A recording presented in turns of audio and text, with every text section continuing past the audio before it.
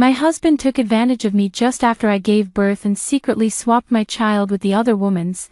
I took the chance when they weren't looking and swapped the kids back. When the apocalypse hit, I hid with my son in a safety fortress I had prepared in advance, living in peace like in a paradise away from the world. My husband and the other woman used the child to threaten me, demanding I give up the fortress. If you don't give up the fortress, I'll strangle your real son.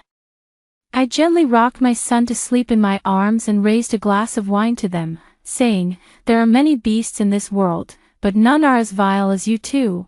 I was reborn. A month before the apocalypse arrived, the heart-wrenching pain made me snap awake, weakly glancing at the nurse bringing me my son, remembering that in my previous life, I never got to hold him until I died. My heart ached and tears fell. Based on the timeline, I knew that his other woman, Chin-Chi, was at this hospital too. This was my husband, Shinhai's plan from the start, to swap my real child with his and Chin-Chi's son.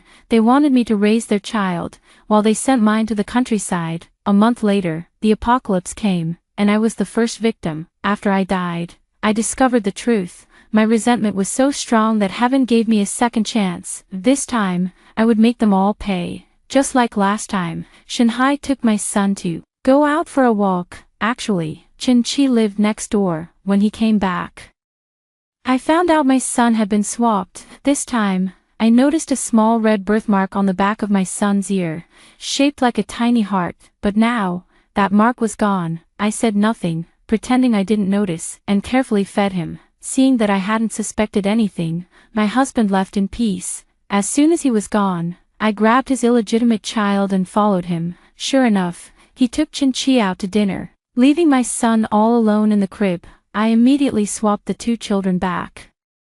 By the time I returned to the room, tears were streaming down my face as I looked at my son sleeping peacefully in my arms. I kissed his forehead, whispering, "This time, we're going to survive the apocalypse together." A few days later, I was discharged and returned home. Shinhai claimed he was on a business trip and didn't come back. Last time, I thought he was really on a business trip, but now I realize he was just using it as an excuse to stay with Chin-Chi.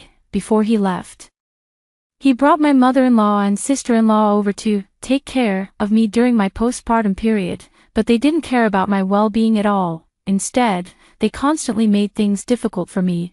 My mother-in-law always said how she got up and worked the next day after giving birth to Shinhai and his sister. While I had been lying in bed for days, my sister-in-law would sprawl on the couch, watching her favorite variety shows, never lifting a finger to help. The noise drove me crazy. But I had just given birth, and I was in no position to argue. They didn't cook, so I ordered takeout, which made my mother-in-law complain loudly. I ignored her and kept my focus on the big picture. The apocalypse was coming, and I needed to prepare. Shinhai had completely lost interest in me, so I knew I couldn't count on his money.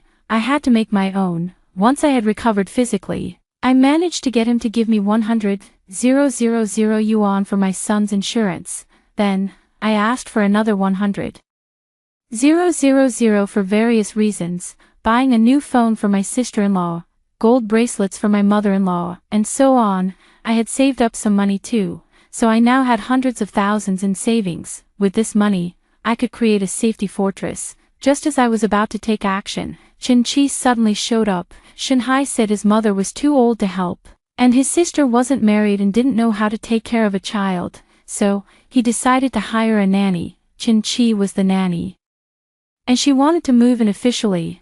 I knew what she was up to but acted like I was suspicious. Asking why she wanted to be a nanny, she casually replied that she had just had a baby, but because her family was poor, she had to send the child to her in-laws in the countryside. I couldn't help but laugh inwardly. If they knew they had sent their own flesh and blood away, I wonder how they would feel. I let her stay, which worked out as I prepared to leave. Every day, I watched her spoil my son, and it made me want to laugh. Shinhai and his family treated my son like a treasure, especially Shinhai, who even gave him 30% of the company's shares. But none of that mattered to me, because in the apocalypse, food is what really matters. With them looking after my son, I was free to focus on setting up my safety fortress. I rented a friend's villa in the mountains.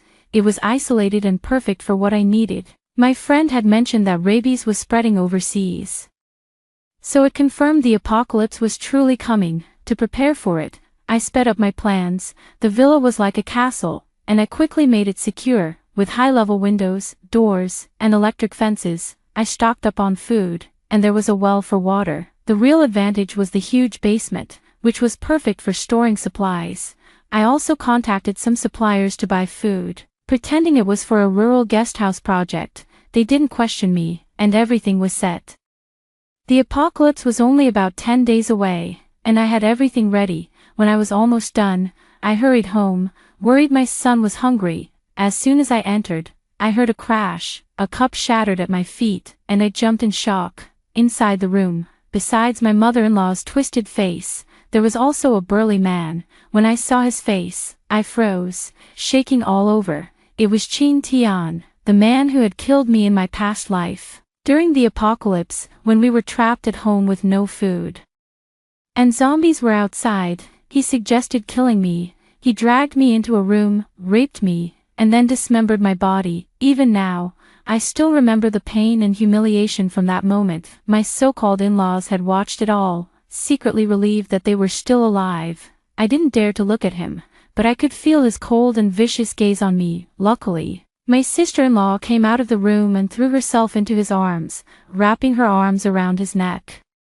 She looked at me proudly and said, "Lin Jinjin, I won't allow you to look at my dear even one more time. If you do, I'll gouge your eyes out." Yeah, trash belongs with trash. I didn't say anything and went to the kitchen to prepare dinner for them. While I was at it, I checked the food in the fridge and the pantry. Just like last time, there's enough for a few days, but not much more. The rice is running low. Last time, when I saw the rice getting low, I bought 2 bags and some noodles. Those things helped us get through almost 2 months, but this time, I don't want to buy more. Let's see how long they can last. Chen Qi stayed in the room to comfort the child, never coming to the kitchen. As soon as I finished cooking, she came out and handed the baby to me. "Jinjin, I was worried the baby might be hungry while you were gone, so I fed him. He drank and then fell asleep." She said this with a provocative smile, but I didn't bother to argue. Now wasn't the time to fight. I had to wait. I smiled and said, "Thanks so much." Behind me, I heard her stomping in frustration. The next morning, I left the house, saying I was going to buy some gold jewelry for my mother-in-law and sister-in-law.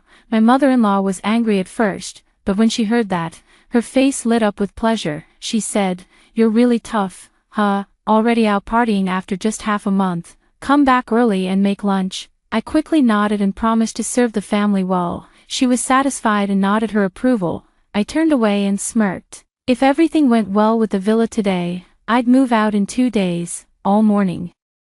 The things I bought were delivered. To avoid exposing the basement, I had them leave everything in the living room, right by the door to the basement. After they left, I checked to see if I had missed anything. Apart from the usual food, I bought formula and diapers, enough for my son for the next 3 years. I also realized I needed some crossbows and staple guns, so I bought lots of vegetable seeds, cucumbers, eggplants, peppers, loofahs, various greens, and beans. This way, I could grow my own food in the villa's yard. I wasn't sure how long the apocalypse would last, but I had to plan for the long term. Looking at the small swimming pool in the yard, I suddenly had an idea and ordered hundreds of fish. Since I had the fish, I also ordered chickens and ducks, 10 of each. I didn't bother with geese. I still had bad memories of running from them when I was little. Time was getting late, but I still had to wait for the afternoon deliveries. I quickly ordered takeout from my mother-in-law and sister-in-law and called her to say I hadn't found anything suitable yet and would continue shopping. She couldn't hide her joy, but scolded me for being cheap, saying I was already thinking about partying again. She warned me that if I dared to cheat her son, she'd kill me. I comforted her a little and hung up. When the afternoon delivery arrived, I bought 2 gold necklaces from a jewelry store and 2 similar fake ones from a street vendor. I kept the real ones for myself and put the fakes in a box with the receipt to give to my mother-in-law and sister-in-law. They're good at switching things around. If they can swap my son, a necklace swap shouldn't be a big deal, right? When my mother-in-law and sister-in-law saw the necklaces, their eyes lit up. They kept looking and touching them, finally putting them in the box. My mother-in-law said she'd wait until my sister-in-law got married to wear it and show it off. My sister-in-law happily said, Gold's so expensive now. You're really good to me, sister-in-law." My mother-in-law's face darkened, and she sarcastically said, "Where's the goodness? It's your brother's money. If you want to thank someone, thank your brother." I didn't argue and took the baby from Chin-Chi to my room. Chin Tian had already left. The house was too small for all of us, and last time, Chin Tian stayed because the neighborhood was suddenly hit by a zombie outbreak. Thinking of this, I quietly asked a friend how things were abroad, but after a long time, I still hadn't gotten a reply. I had a bad feeling about it. I checked my phone again, and news about rabid dog attacks was starting to spread online. I was shocked to see that the apocalypse was coming much sooner than I expected. No way. I have to leave with my son first thing tomorrow. Looking at my soft and pink son in my arms, I gently stroked the heart-shaped birthmark behind his ear, filled with unspoken hatred. Early the next morning, I got up and was about to leave when my mother-in-law saw me. She asked where I was going, and I quickly said I was taking the baby for a checkup.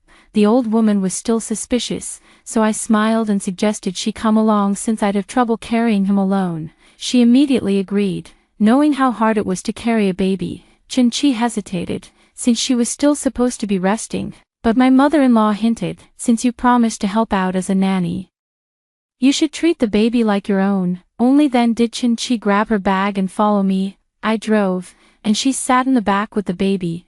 I saw how carefully and tenderly she was holding him, and I couldn't help but sneer. I asked, "Chin-Jie, you left your own kid back home. Aren't you going to miss him?" From the rearview mirror, I saw her face twist into a proud and dismissive smile as she said, "That kid's a worthless little thing. If he survives, good for him." She lowered her head, playing with my son, happily saying, "Our baby's different. He's destined for greatness." I smiled faintly, hoping that one day, when she finds out the truth, she'll still be this smug. At the hospital, I took the baby from her and said, "There are too many people here. You go ahead and get a number, and call me when it's ready." She hesitated but saw how serious I was, so she hurried into the hospital. I put my son in the back seat, tied him in with a rope I had prepared, and drove off quickly. I knew Chin-Chi would figure out I was leaving with my son and would call the police. Sure enough, she called soon after, asking where I was. I said my stomach hurt and I was taking the baby home, telling her to take a taxi back. By the time she got home, I'd probably be miles away in the mountains. As I was driving, someone suddenly ran at the car, their face twisted and bloodied.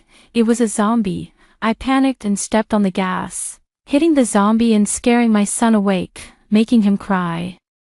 I couldn't waste any time. If there were zombies here, things were getting out of control fast. The world was falling apart. Luckily, I soon reached the mountains, where there were fewer people, and I didn't need to worry about Shanghai and the others anymore. I parked the car in the yard, locked the gate, and felt a wave of joy. This time, I had finally escaped. I didn't have to live with those idiots anymore. I went inside, fed my son, and got him to sleep. I must have driven too fast earlier. As he was still twitching in his sleep, I gently kissed his forehead and laid him in the crib I had prepared. I grabbed a quick bite, then started putting everything into the basement. We had so much rice, flour, and oil, we wouldn't run out for years. Just as I was about to start, I got a call from Shanghai. He was panicking, asking where I was, and threatening me if I didn't come back. I thought to myself, "I'm not afraid of you." "Stop," I cut him off, laughing as I said, "Shanghai, I'm just taking my son out for a couple of days. Why are you in such a hurry? Do you think I would hurt him?" That one sentence left him speechless. He yelled loudly, "I don't care what you're doing, get the kid back here, now." I couldn't be bothered to argue with him. Of course, I wasn't going to tell him the truth. I just cursed him a few times and hung up the phone. Not long after, I got a call from the police, asking where I was and telling me not to act impulsively. I couldn't help but laugh. This Shin guy, he was really trying to use the police to bring me back. I put on a very wronged voice and said, "I'm at my in-laws' place, recovering from childbirth. My mother-in-law and her family have been bullying me every day. I just got home from the hospital, and they're forcing me to cook and take care of them." I even started crying a little to sound more convincing. Then I told them seriously, "I'm staying at a friend's place for a few days to clear my head. I just hope you all have some compassion and let me rest in peace." The police, hearing me like that, could only offer me some comforting words, telling me to take care and return when I felt better. Of course, I wasn't going back. The apocalypse is coming, why would I go back to die? I wonder if Shanghai was losing his mind, but I was in a good mood. The zombie virus was already spreading, a week earlier than last time, and it was spreading fast. In just one night, it had spread across the country like wildfire. As for how the virus was controlled and finally wiped out, I died too soon to see it, but this time, I was sure I'd be one of the first to see the light of day. After spending the whole day, I managed to move everything into the basement. The basement was well equipped, with a bathroom and even a small kitchen. Looks like it was originally designed as a separate living space. I locked the basement door from the inside. No one above could get in, so even if zombies attacked, I could hide down there. This was my last fortress. Once that was done, I decided to start planting vegetables in the yard. Having lived in the countryside for so long, farming was a piece of cake for me. While I was busy, I suddenly heard a car outside. Could someone be here? I quickly closed the gate and made sure the walls were opaque. I ran upstairs and used binoculars to see. I noticed that the nearby villas were starting to have people move in. It seemed they also thought the outside world was too chaotic and were coming here to take refuge, especially the house next door. They not only came back, but brought several servants with them. They also brought a lot of food, truckloads of it. They parked the truck by the wall, and after a group of people went inside, they chatted and laughed. It was lively, but I preferred peace and quiet. As long as my son was safe and sound with me, that was all that mattered. The house not only had great soundproofing, but also blocked light well. When I closed the curtains, no light could be seen from the outside. In the apocalypse, the scariest thing wasn't the zombies, but people's hearts. It made it look like an empty house, effectively lowering the risk of attracting attention. I was glad I didn't raise roosters. Otherwise the crowing in the morning would give me away. My house was in a unique spot. I could see the yard of the nearby house, but their house was positioned farther back. Even standing on their roof, they couldn't see my yard. That way, my chickens, ducks, and vegetables wouldn't be exposed. On the third day after I moved in, the outside world had completely descended into chaos. Just like last time, it came a few days earlier. Luckily, I left in time.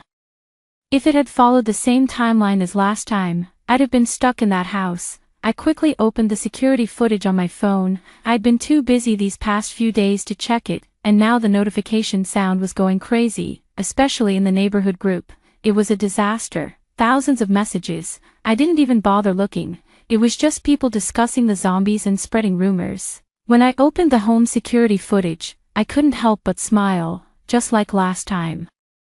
Chin Tian was stuck in that house. This time, without me around, I was curious how they were going to survive the apocalypse. I calculated that their rice, noodles, and cooking oil probably wouldn't last much longer. They'd probably run out in a few days. By then, even if they dared to go out for food, they wouldn't be able to get anything. Life was pretty comfortable now. Every day, all I had to do was eat, drink, and take care of my son. Even feeding the chickens and ducks had become a fun little task. Compared to before, life was so much better. Because of the apocalypse, the water and electricity in the house had been cut off, but it didn't matter much to me. I had installed a solar panel in the yard in advance. While it couldn't power big appliances like the air conditioner or fridge, it was more than enough for basic lighting and charging my phone. Plus, the noise from air conditioning was too loud. If I turned it on, it would expose me. The weather wasn't a problem for now. Even if it gets hot later, I could just hide in the basement. The TV signal was completely gone, but I could still use my phone, though all major platforms were down.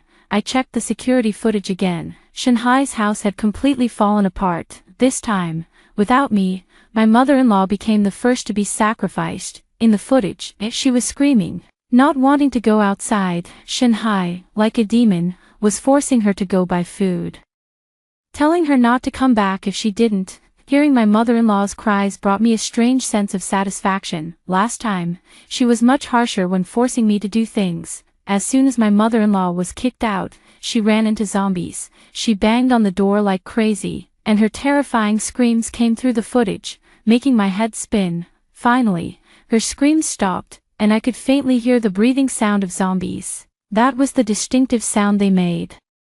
The people inside the house were terrified. They scrambled to find a place to hide. Luckily, the zombies only hit the door for a while before leaving. The house gradually became calm again. Shanhai sat on the floor, panting, with Qin-Chi hugging him. Now, there were 4 people left in the house: Shanhai, Qin-Chi, Qin Tian, and Shin Xiaolan. Among the 4, Qin Tian had the most power. He had already become the master of the house after my mother-in-law passed away. He told Shanhai and Qin-Chi to go out and search for food. Shanhai turned pale, and Qin-Chi was trembling all over. Qin Tian sneered and said, "If you don't go out for food, are you planning to let me starve to death?" In a panic, Shanhai pulled out his phone, desperately saying, "I'll call that bitch Lin Jinjin right now and have her send us food." Shin Xiaolan and Qin-Chi both urged him to hurry up and call me. Soon, my phone rang. Shanhai was trying to sound calm, his voice high-pitched like a eunuch, asking where I was. Even without seeing the footage, I could tell something was off. When things go weird, there's always something wrong. I told him I was at a friend's place, and with zombies everywhere, I probably couldn't come back anytime soon. Shanhai asked if we had food. I laughed and said, "Food? Sure, we've got food. Not only do we have food, but there's also plenty of cured meats and sausages." With that, I hung up and immediately called him on video. In the video, I deliberately aimed the camera at the food on the table. There was rice, steamed cured meat, stir-fried vegetables, and even Christian carp soup. The people on the other side were practically drooling. Shanhai swallowed and said, "Honey, could you please send us some food?" I replied, "No way. There are too many zombies outside. I'm afraid if I go out, I won't be able to come back." Shanhai's expression was conflicted for a long time. It looked like he had made up his mind. He gritted his teeth and said, "Then send me your location, and I'll come find you." Let him come find me. What a joke. So, I smiled and said, "That's not going to work. We don't even know when this apocalypse will end. The more people, the more mouths to feed." I said that on purpose, knowing Qin Tian was right next to me, his eyes dark and cold like a snake in the shadows. Before Shanhai could say anything more, I turned off the video and switched back to the surveillance footage. Sure enough, Qin Tian slapped Shanhai hard, knocking him to the ground. Shanhai didn't dare fight back. Qin Tian yelled, "No matter what it takes, we need food, or we'll all die here." Just as I was about to see what they would do next, the screen suddenly went black, probably a power outage on their end, and the backup battery in the camera ran out. But that's fine, I didn't need to worry about them, just focus on my own life. Trust me, after all the suffering I went through in my past life, they're going to face even worse. But my life didn't stay peaceful for long. Maybe this place is remote, so zombies aren't coming yet, but the neighbors were getting restless. The house next door had knocked on my door several times. Luckily, my yard wall is high, with barbed wire on top, and the gate is secure with no gaps. Although they couldn't get in, it made me more alert. While my son was asleep, I set up the crossbow and nail gun I had bought earlier, putting them in easy-to-reach spots. If anyone comes in, I'll just aim for the head. It's a good thing I was on the school shooting team before and even won a few prizes. I can't say I'm 100% accurate, but I'm at least 70 to 80% likely to hit. But plans rarely go as expected. Before the neighbors could make a move, zombies were already here. I stood by the window on the 3rd floor and saw about a dozen zombies stumbling around outside. Their low growls sent chills down my spine. Luckily, it was daytime, and the sun was strong, so the zombies moved slowly. But I didn't dare relax. I thought, this place is so isolated. How could so many zombies show up? There are only a few families here. I silently prayed the zombies would leave soon. After finding nothing here, I glanced at my son. He was eating and sleeping like a little piglet, not causing trouble. As long as I fed him well, he wouldn't cry or fuss, and I had bought him a lot of toys. I hoped we'd be safe through the apocalypse. Later that night, the zombies came alive again, gathering outside my yard. But then the lights in the house next door came on, and the zombies were instantly drawn to it. I stood by the window, barely breathing, watching the zombies rush to the house and pound on the iron door. Bang, bang, bang. I heard several loud bangs. Someone had the idea of using firecrackers to scare them off. but the zombies only paused for a moment before resuming their attack. The people inside looked even more desperate. I could clearly see through my binoculars how they were panicking like ants on a hot pan. Other neighbors hadn't turned on their lights, so they managed to avoid attracting the zombies. They were probably hiding by the window, watching like I was. Suddenly, there was another bang, but this time, I could tell it wasn't firecrackers. Looking through my binoculars, I saw someone firing a gun at the zombies. That was a wake-up call for me. They had guns. It seemed like that family had connections to the underworld. I needed to be cautious, and their shooting was good. 5 shots, and they blew the heads off 2 zombies. After those 2 zombies fell, the others went even crazier. Smashing into the door more fiercely, the shooter fired again, and another zombie's head exploded. Just as I thought they might kill all the zombies, a familiar roar came from the distance. It was more zombies, lots of them, heading this way. My heart sank, and my pulse raced. I nearly collapsed. In my past life, I had seen zombies bite and tear people apart, blood everywhere. It was terrifying. The best option now was to stay hidden and not let them know there were still living people inside. But I still couldn't understand, how could so many zombies have come to such a remote place? Just then, my son woke up, making little noises. I quickly picked him up and fed him, hoping he'd go back to sleep, but he didn't. As soon as I laid him down, he started crying. Even though the house was well insulated, I didn't dare ignore it. I hurriedly picked him up again and comforted him. I kept the lights off at night, and my son seemed to get used to the darkness, slowly calming down in my arms. Once he fell asleep, I snuck back to the window to take another look. I was shocked when I saw what was happening outside. The yard was now packed with hundreds of zombies, all pounding on the door and growling. Even though the soundproofing was good, I could hear them clearly. I wasn't sure how many guns the people inside had, but after firing a few more shots, they turned off the lights and stayed silent. The zombies didn't calm down, though. They kept growling and eventually climbed over the wall into the yard. The people inside grew more desperate, and soon several men were shooting zombies in the yard. It was clear they were a gang, not just a single family, and they had more than one gun. If only I had those guns, I wouldn't be afraid of them. I couldn't help but touch the nail gun and crossbow next to me. They weren't as good as guns, but they were something.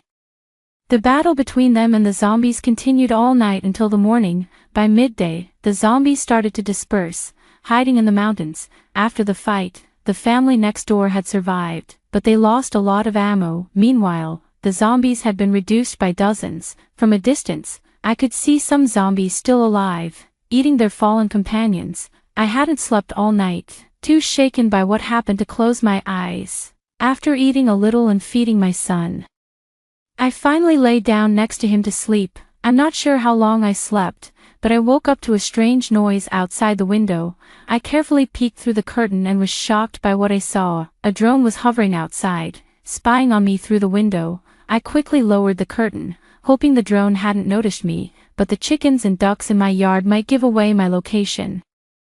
Just as I was debating whether to take them down, the drone suddenly flew away. Soon after, I heard a loud, desperate scream, followed by a couple of gunshots. I checked my phone. 3 p.m. The sun was bright, and the zombies wouldn't be active now. It was probably the family next door starting their raid while the zombies were hiding from the sun. Once the drone was gone, I grabbed my binoculars to watch what was going on next door. Sure enough, they were moving around. They had cleared out the zombies and were now looting. I counted the people, about 10 in total, including men, women, and children. The women and kids stayed behind to carry things while the 5 men with guns went out to rob. It was obvious they were beyond redemption. In one afternoon, they had raided 3 homes, and the screams never stopped. I'm angry, but I can't afford to take risks. The first ones to die in the apocalypse are definitely those with too much of a saintly heart. Forget about whether I can beat them or not. Even if I could fight, what would happen to my son if I get hurt? If I'm going to die, I'll make sure I die protecting my son's safety. Maybe I've hidden myself too well, which made them think I'm not a threat, so they saved me for last. They came to find me 3 days later. In the meantime, they killed almost every family around us and looted their food and money, but the zombies didn't decrease. In fact, there were more of them. Though they only came out at night and hid in the mountains during the day, the men came looking for me in the afternoon.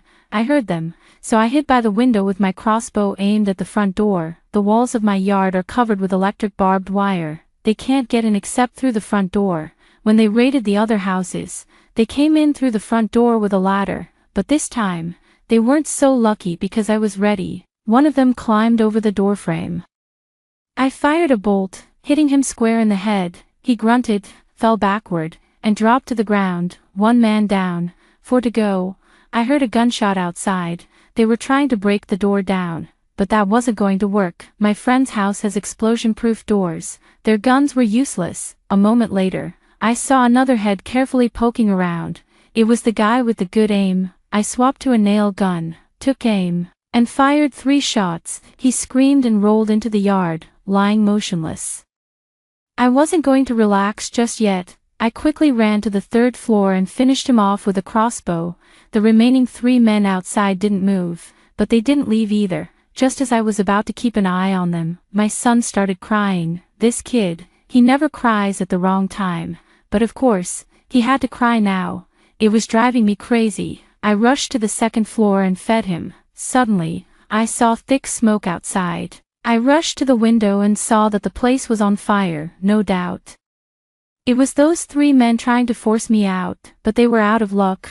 My house isn't just explosion-proof, it's also fireproof. As long as I stay inside, they can't do anything. I have to thank my friend for upgrading the house like this. If it weren't for his money, I wouldn't be so safe, since they couldn't get to me, and the day was getting late. They left reluctantly. Not long after, I heard the sound of a drone outside. This time, I didn't hesitate. I shot it down with my crossbow. Night came, and the zombies gathered in front of my house again. I found it strange. Shouldn't they be gathering around the house of the violent people next door? Or is there something in my house that's attracting them? It made no sense to me. What was even stranger was that the zombies kept circling my house but didn't attack. If they did, the walls wouldn't hold up, even if I stayed inside. If a few hundred zombies attacked my walls day and night, I'd probably last only a short while. For a while, I felt uneasy, but the people next door didn't bother me anymore. The zombies still didn't leave. During the day, they hid in the mountains, and at night, they came near my house. Honestly, as long as they didn't attack, it actually felt safer. The people with bad intentions wouldn't dare come near. I could even sleep soundly at night. But that calm was soon broken. One afternoon, I heard shouting outside. It was Shanhai's voice. "Lin Jinjin, you bitch. Don't think I can't find you just because you're hiding here." Shanhai was here. I suddenly remembered our phones have location sharing. If he could get out of the neighborhood, he could track me. Charging the phone is easy, too. As long as he gets into a car, he can charge it. I went up to the top floor and looked out the window, just in time to see everything outside. There were several cars parked in front of my gate, and about 7 or 8 people standing there. Among them were the 3 men from next door. How did they get involved? Besides Shanhai and the 3 men, there were Qin Tian, Shen Xiaolan, and Qin Qi. Qin Qi was holding a baby. I was distracted by the sight when suddenly, Shanhai hung up the phone and called me on WeChat video. I answered, and he said urgently, "Lin Jinjin, open the door. We're right outside." That was the funniest thing I'd ever heard. When I smiled without saying anything, he got anxious. And the 3 men next door had guns in their hands. It looked like they were forcing Shanhai and the others. They probably tracked me down using the phone, but then were captured by the men next door. I heard one of the armed men whisper, "Didn't you say you could make her open the door? If you don't open it, you're all dead." Shanhai quickly said, "Lin Jinjin, open the door now, or I'll kill your son." He pointed the camera at the baby in Qin Qi's arms. The baby was skinny and dark, crying loudly like it was malnourished. Then, I looked at my own son, chubby and fast asleep. I deliberately said, "Shanhai, you're calling that monkey your son? Do I look like a total fool?" Qin Qi smugly said, "Let me tell you the truth. When you gave birth, I was next door. I switched our kids. This is your real son." Shanhai laughed evilly, his eyes gleaming. "Open the door now, or I'll strangle your son." Seeing their vile faces made me feel satisfied. I put my phone on a stand, slowly poured myself a glass of wine, and shook it at them. Shanhai, Chin-Chi, there are thousands of beasts in the world, but none are worse than you two assholes. Shanhai's face twisted with a vicious smile. I'll count to 3. If you don't open the door, I'll really kill him. Shanhai, would you really hurt your own flesh and blood? Lin Jinjin, I never considered that bastard my son. If it weren't for Chi-Chi getting tired, I wouldn't have let you raise him. I didn't get angry. Instead, I smiled and asked, so, you're not afraid I'll take revenge and kill your real son? Ha! Shanhai suddenly burst into laughter. My life's already hanging by a thread. I don't care about him anymore. Turns out, all that talk about fatherly love was just nonsense.